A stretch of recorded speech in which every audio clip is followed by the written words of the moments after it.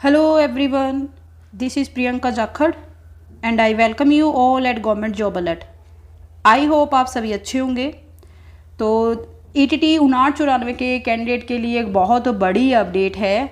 जैसा कि आप सभी को पता है कि आज यानी कि 24 अप्रैल को ईटीटी 5994 की एक कोर्ट में एक केस की सुनवाई थी।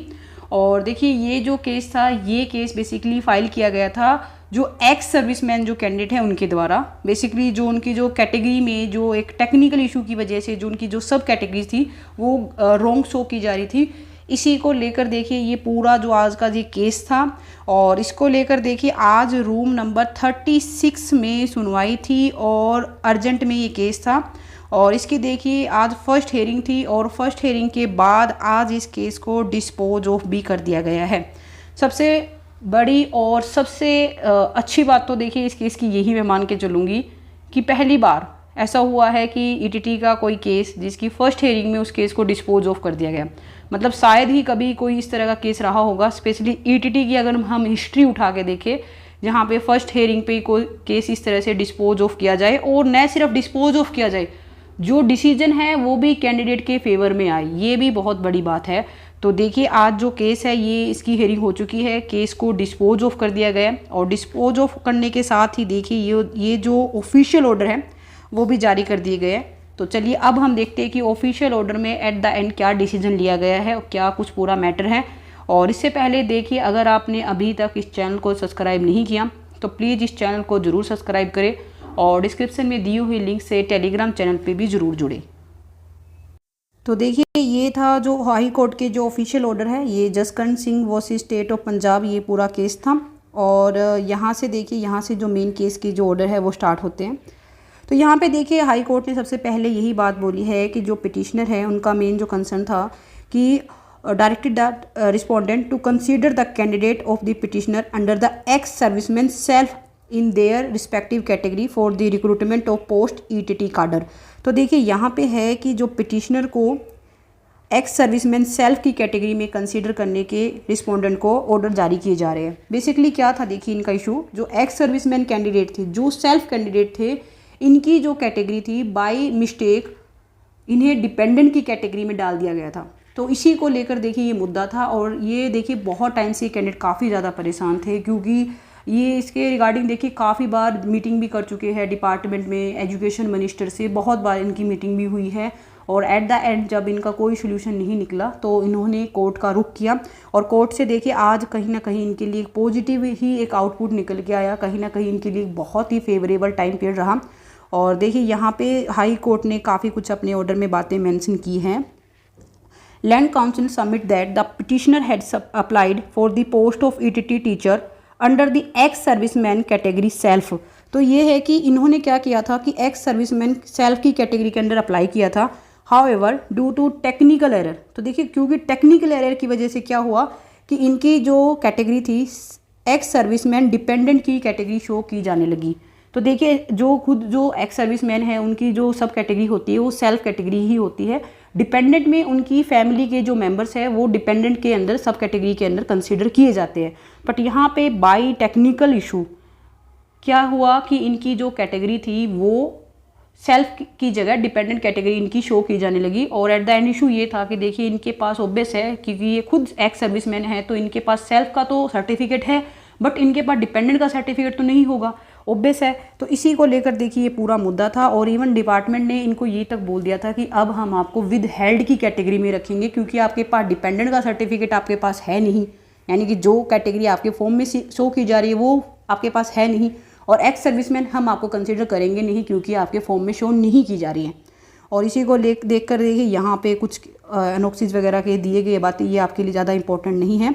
और यहाँ पे देखिए ये जो पूरा मुद्दा मतलब ये पूरा केस जहाँ जिस केस के बिहाफ पे कंसिडर किया गया तो ये देख पाओगे कि he further submitted that the similar issue has arise before the honourable supreme court, यानी कि सुप्रीम कोर्ट में Vishisht Narayan Kumar versus state of Bihar का ये ऐसा ही एक केस पहले भी आया है।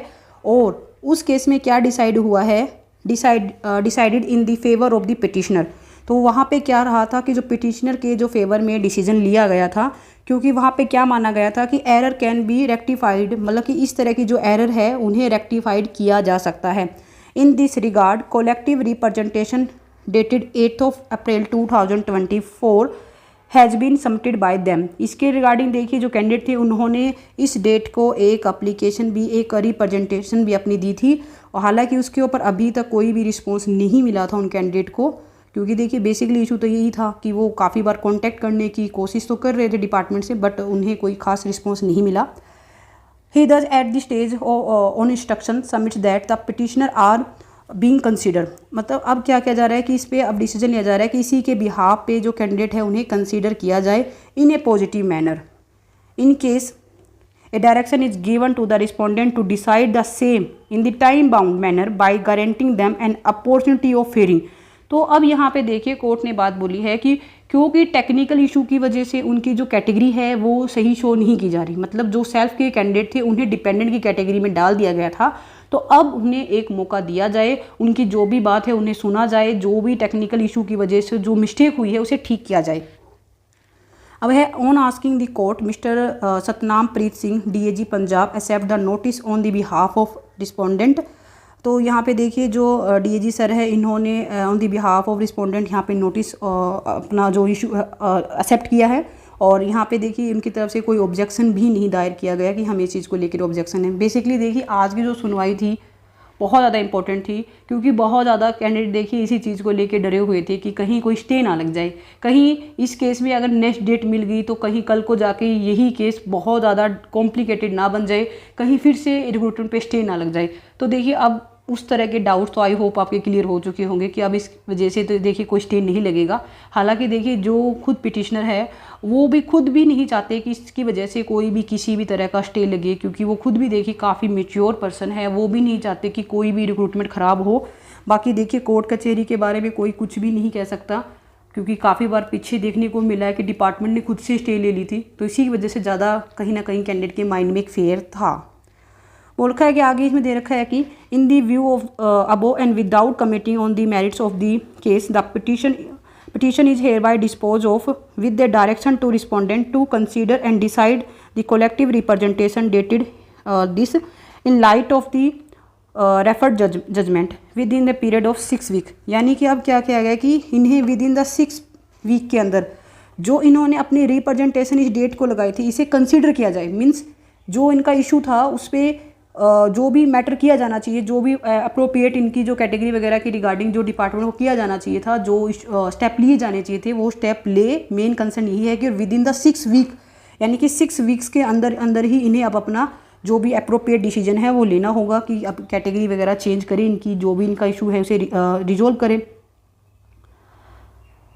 which this court has no reason to believe the authority would not address in just, fair and reasonable manner। तो देखिए यहाँ पे कोर्ट ने डायरेक्टली बात बोली है कि हम आपसे भी यही उम्मीद करेंगे कि आप जो भी आप मतलब आगे जो भी इसमें जो भी एक तरीके से आगे की जो प्रोसेस करोगे आप उसे बिल्कुल फेयर एंड रीजनेबल मैनर में आप लेके चलोगे और एक्चुअल में करोगे।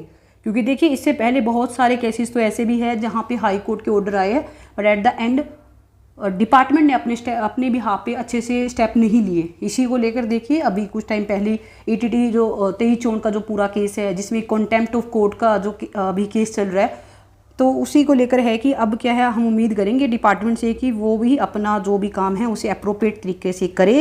And upon doing so after the notice and hearing offer to them and if found entitled grant the benefit forthwith.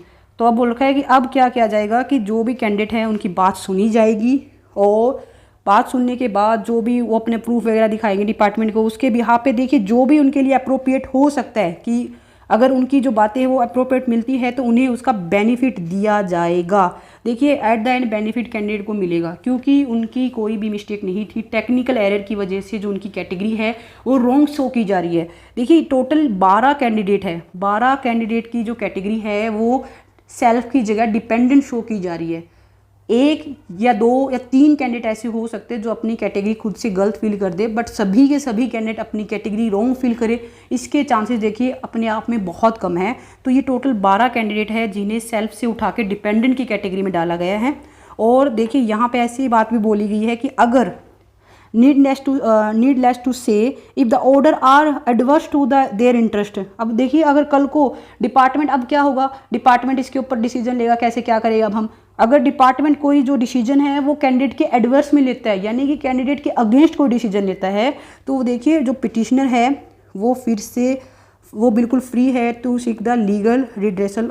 तो वो फिर से कोर्ट में विजिट कर सकते हैं, वो दोबारा से कोर्ट आ सकते हैं, फिर से जो भी उनके लिए अप्रोप्रिएट होगा वो किया जाएगा। बेसिकली देखिए इसकी नौबत ही नहीं आएगी, क्योंकि अब क्या है, डिपार्टमेंट को हाई कोर्ट से ऑर्डर मिल चुके हैं कि आप इन कैंडिडेट का जो भी इशू है इसे रिजोल्व कीजिए। क्योंकि अपने आप को देखने को मिल रहा है कि देखिए 12 के 12 कैंडिडेट की कैटेगरी इस तरह से गलत फिल हुई है। अगर एक कैंडिडेट गलत फिल कर सकता है, 2 कर सकता है, सभी करें ये ज़रूरी नहीं है, उनके पास प्रूफ भी है, तो ये सब इनके पास है, तो अप्रोप्रिएट डिसीजन लिया जाए और विद इन द 6 वीक ही लिया जाए। सबसे अच्छी बात तो यही है कि यहाँ पे एक टाइम बाउंड भी दिया गया है कि आप विद इन 6 वीक आप इसके ऊपर डिसीजन लीजिए। और देखिए इसी के साथ काफ़ी पॉजिटिव एक रिस्पॉन्स रहा है आज हाई कोर्ट का। और इससे पहले देखिए जो ETT 23 जून के जो ऑर्डर जारी किए गए थे, जिसके रिगार्डिंग मैंने आपको एक प्रीवियस वीडियो शेयर की थी, उसमें भी आपने एक चीज़ नोटिस की होगी कि हाई कोर्ट की तरफ से वो ऑर्डर भी कंप्लीटली कार्डर के फेवर में थे, कहीं ना कहीं कैंडिडेट के लिए बहुत फेवरेबल थे। और इसी के साथ देखिए हम उम्मीद भी करेंगे कि ETT 5994 के जो रिजर्व ऑर्डर है वो भी बहुत जल्द जारी किए जाएंगे और वो ऑर्डर भी कंप्लीटली कार्डर के फेवर में होंगे बहुत जल्द।